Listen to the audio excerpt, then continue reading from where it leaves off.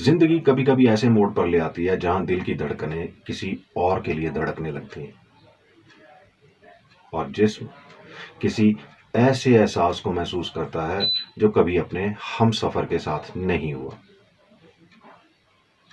नमस्कार दोस्तों, मैं मुनीश कुमार और आप सुन रहे हैं स्टोरीज बाय सागू। आज जो कहानी मैं लेकर आया हूं वो सिर्फ एक औरत की कहानी नहीं है, ये उस सच्चाई की दास्तान है जिसे समाज अक्सर नजरअंदाज कर देता है। ये कहानी है एक ऐसी आयशा की जिसका रिश्ता तो था मगर रूह तक को कुचल देने वाला, जिसकी हर रात एक सजा थी और हर सुबह एक बोझ। पर एक दिन उसकी जिंदगी में लौटा विकेश, एक पुराना चेहरा, एक भूली बिसरी मोहब्बत जिसने उसे फिर से एहसास कराया कि प्यार जब हदों से परे जाता है तो वो गुनाह नहीं, रिहाई बन जाता है। क्या एक शादीशुदा औरत का किसी और से प्यार करना वाकई जुर्म है, या फिर ये उसका हक है प्यार पाने का, इज्जत पाने का और एक ऐसा स्पर्श महसूस करने का जो सजा नहीं सुकून देता है। चलिए दोस्तों, चलते हैं बिहार के बेगूसराय, जहां मोहब्बत ने बगावत की शक्ल ली और एक औरत ने खुद से कह दिया, अब और नहीं, अब मैं भी जिंदा हूं। कहानी बिहार के बेगूसराय से सामने आई है, एक ऐसी कहानी जिसने सिर्फ रिश्तों को नहीं बल्कि समाज के सोचने के तरीके को भी हिलाकर रख दिया। यह कहानी है आयशा खातून की, एक ऐसी लड़की जो जब ब्याह कर सनहा गांव से सजी संवरी दुल्हन बनकर शहजाद के घर आई थी तो उसके दिल में भी सपने थे, कुछ मासूम से, कुछ सुर्ख से। साल 2020, शादी धूमधाम से हुई थी, ढोल नगाड़ों के बीच, रिश्तेदारों की भीड़ में, और आयशा की आंखों में उस दिन बस एक ही सवाल था, क्या यही मेरा अपना घर होगा। शुरुआत में तो सब कुछ ठीक था, हनीमून फेज जैसा ही, मीठी बातें, हल्के फुसफुसाते वादे और रातों में कुछ बेबाक लम्हे। पर फिर धीरे धीरे वो रातें भारी होने लगी। शहजाद का स्पर्श अब सुकून नहीं देता था, बल्कि ऐसे लगता था जैसे उसकी रूह को चीरता जा रहा। शराब के नशे में डूबा शहजाद कभी उसका हाथ मरोड़ता, कभी उसे जमीन पर घसीटता, कई बार तो नशे की गोलियां खाकर ऐसी हरकतें करता कि आयशा का जिस्म कांप उठता। वो कहती है, मेरे लिए वो रातें रातें नहीं थी, वो बस इंतजार था अगली सुबह का, जब मैं सांस ले पाऊं। वो कहती है, मैं उसके साथ बिस्तर पर नहीं थी, मैं तो बस उसके लिए एक जिस्म बनकर रह गई थी, जिस पर उसका हक तो था पर मेरी इजाजत नहीं। शहजाद का प्यार अब सिर्फ जुबानी था, हकीकत में वो उसे टॉर्चर करता था। बेबुनियाद इल्जाम, जहर भरी बातें और रातों की दरिंदगी। एक दिन आईना देखते हुए आयशा ने खुद से सवाल किया, क्या यही मेरी जिंदगी है? और जवाब उस दिन मिला जब उसके मोबाइल में विकेश कुमार पासवान का नाम दोबारा चमका। एक पुराना क्लासमेट, वो चेहरा जिसे कभी आयशा ने स्कूल की गलियों में देखा था, बिना कहे बहुत कुछ कह जाने वाली निगाहें। और अब इतने सालों बाद वही विकेश, आज उसका कॉल आया। आयशा ने भी तुरंत कॉल रिसीव किया। वो आवाज फिर से उसके कानों में गूंज उठी, कैसी हो आयशा। यह शब्द सिर्फ एक सवाल नहीं था, ये उस रूह की पुकार थी जो कब से किसी को सुनाना चाहती थी कि वो टूटी नहीं है, बस थक गई है। बातचीत शुरू हुई धीरे धीरे, डरते डरते, पहले हाल चाल, फिर कुछ यादें, फिर वो बातें जो कभी किसी से नहीं कही थी। आज जब आयशा ने फोन पर फिर से विकेश की आवाज सुनी तो उसे वो पुराने दिन एक ही पल में याद आ गए, जब वो कॉलेज में पढ़ते थे। विकेश सिर्फ एक क्लासमेट नहीं था, वो था जिसके साथ आयशा ने पहली बार किसी लड़के की आंखों में वो मासूम चाहत देखी थी, जो सिर्फ इज्जत करना जानती थी। कॉलेज की उन शामों में जब कैंटीन के कोने में चुपचाप बैठकर नोट्स शेयर होते थे तो कभी कभी उंगलियां भी टकरा जाती थी और दोनों बिना कुछ कहे मुस्कुरा देते थे।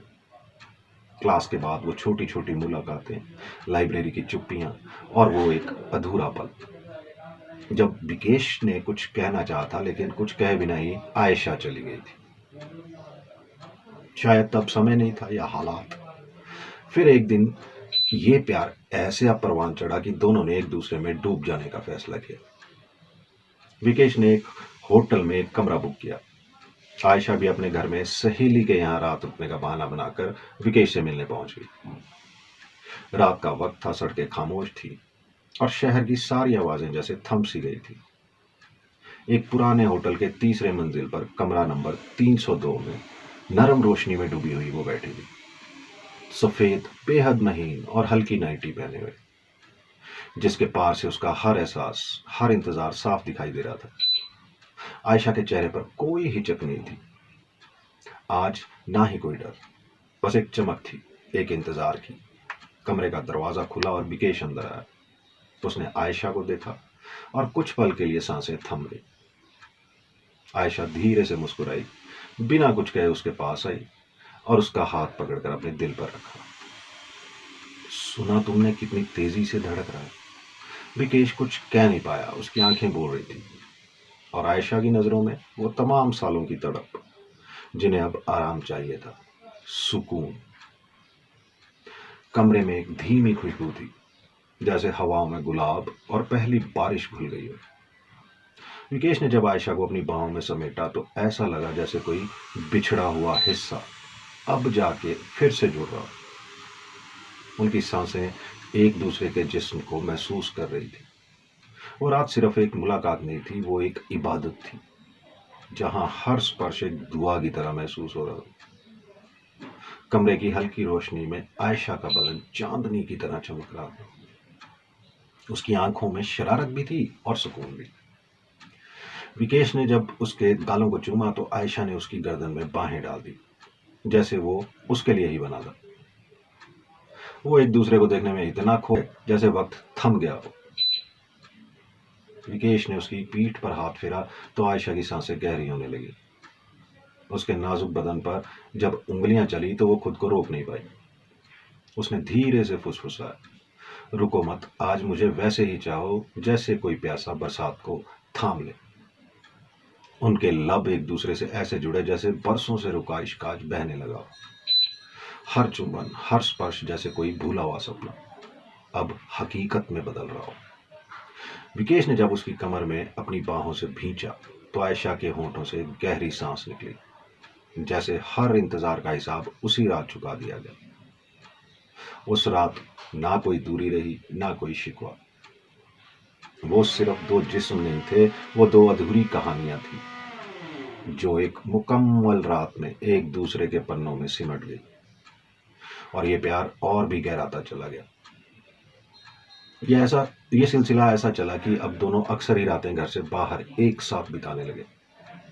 दोनों एक कमरे में ऐसे रात बिताते जैसे दोनों पति पत्नी हो, और कमरे में प्यार का ऐसा तूफान आता जिसमें दोनों बह जाते। दोनों अपनी जवानी के भरपूर मजे ले रहे थे। फिर एक दिन आयशा के घर वालों ने उसकी शादी तय कर दी और आयशा ने भी कोई विरोध न करते हुए शादी कर ली। मगर शादी के बाद जैसा बर्ताव शहजाद उसके साथ कर रहा था, उससे वो बहुत दुखी थी। लेकिन आज जब विकेश से उसकी बात हुई तो वो अधूरी कहानी खुद ब खुद फिर से लिखने लगी। उनकी बातें अब सिर्फ हालचाल नहीं थी, वो उन पलों के लिए तड़प रही थी जो कभी जिए ही नहीं गए।